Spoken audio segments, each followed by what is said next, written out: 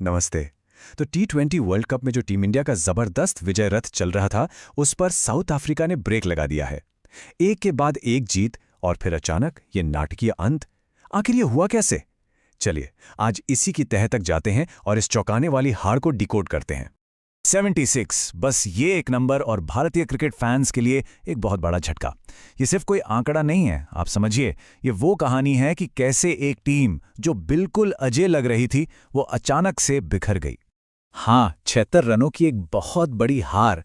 मतलब ये सिर्फ एक हार नहीं थी, ये एक करारी शिकस्त थी। और इसी हार ने टूर्नामेंट में भारत के आगे के सफर पर एक बड़ा सवालिया निशान लगा दिया है।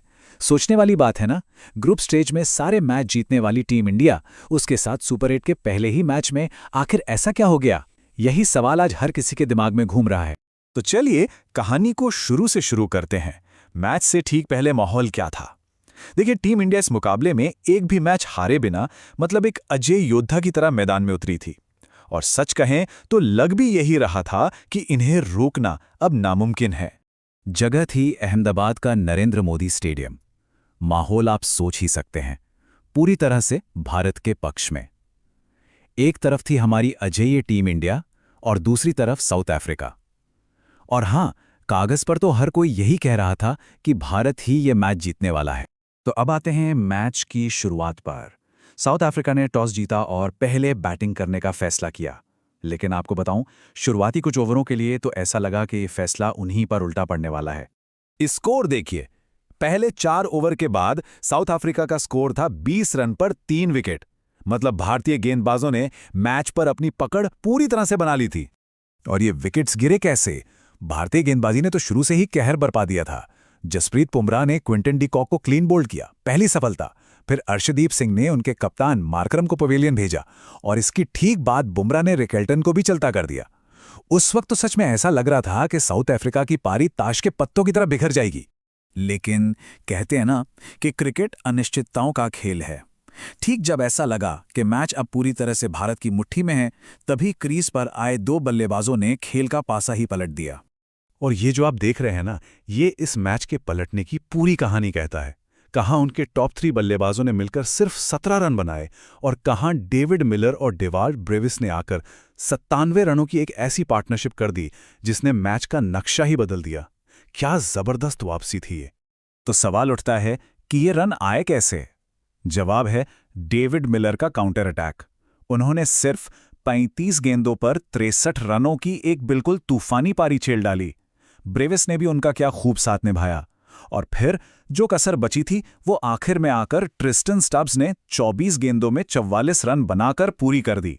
इसी की वजह से साउथ अफ्रीका एक बहुत बड़े और चुनौतीपूर्ण स्कोर तक पहुंच गया। मतलब सोचिए, एक टीम जो 20 रन पर 3 विकेट खो चुकी थी, उसी टीम ने 20 ओवर खत्म होने पर 187 रन बना डाले। ये वाकई भारतीय टीम के लिए एक बहुत बड़ा टारगेट था। तो चलिए, अब आते हैं भारतीय पारी पर। देखते हैं कि भारत ने इस टारगेट का पीछा कैसे किया। और सच कहूं तो 188 रनों के लक्ष्य का जो दबाव था ना, वो साफ साफ दिख रहा था। और भारत की शुरुआत मानो साउथ अफ्रीका की पारी की ही एक खराब कॉपी थी। जो ईशान किशन इतने जबरदस्त फॉर्म में थे, वो अपना खाता तक नहीं खोल पाए। तिलक वर्मा भी सिर्फ 1 रन बना सके और फिर अभिषेक शर्मा भी जल्दी ही पवेलियन लौट गए। भारत की जो उम्मीदें थीं वो शुरुआत में ही दम तोड़ने लगी थीं।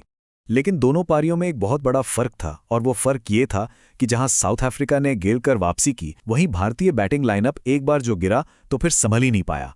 कोई बड़ी पार्टनरशिप बनी ही नहीं। और फिर आया वो एक ओवर जिसने मैच पर आप कह सकते हैं आखिरी कील ठोक दी। केशव महाराज ने एक ही ओवर में पहले हार्दिक पांड्या को आउट किया, फिर हमारे फिनिशर रिंकू सिंह को और फिर अर्शदीप सिंह को। भारत की जो भी थोड़ी बहुत उम्मीदें बची थीं, वो सब उसी ओवर में खत्म हो गई। और नतीजा, पूरी की पूरी भारतीय टीम सिर्फ 111 रनों पर सिमट गई। हाँ, एक छोर पर शिवम दुबे 42 रन बनाकर अकेले लड़ते रहे, लेकिन उनका यह संघर्ष उस डूबती हुई नाम को बचाने के लिए काफी नहीं था। तो अब सवाल यह है कि इस बड़ी हार का मतलब क्या है। चलिए समझते हैं कि इस हार का टूर्नामेंट में भारत के लिए क्या असर पड़ेगा। इस मैच का सार अगर समझना हो तो ये टेबल पूरी कहानी बता देती है। देखिए, साउथ अफ्रीका के लिए डेविड मिलर और मार्को यानसन असली हीरो बनकर उभरे। वहीं भारत की तरफ से जसप्रीत बुमराह को छोड़ दें तो शायद ही कोई और खिलाड़ी था जो उम्मीदों पर खरा उतर पाया हो। और इसका सबसे सीधा असर ये है कि अब टीम इंडिया के लिए सेमीफाइनल तक का रास्ता काफी मुश्किल हो गया है। ये सिर्फ एक मैच की हार नहीं है, ये पॉइंट्स टेबल में भी एक बहुत बड़ा झटका है। और आखिर में ये पूरा विश्लेषण हमें एक बहुत बड़े सवाल के साथ छोड़ जाता है।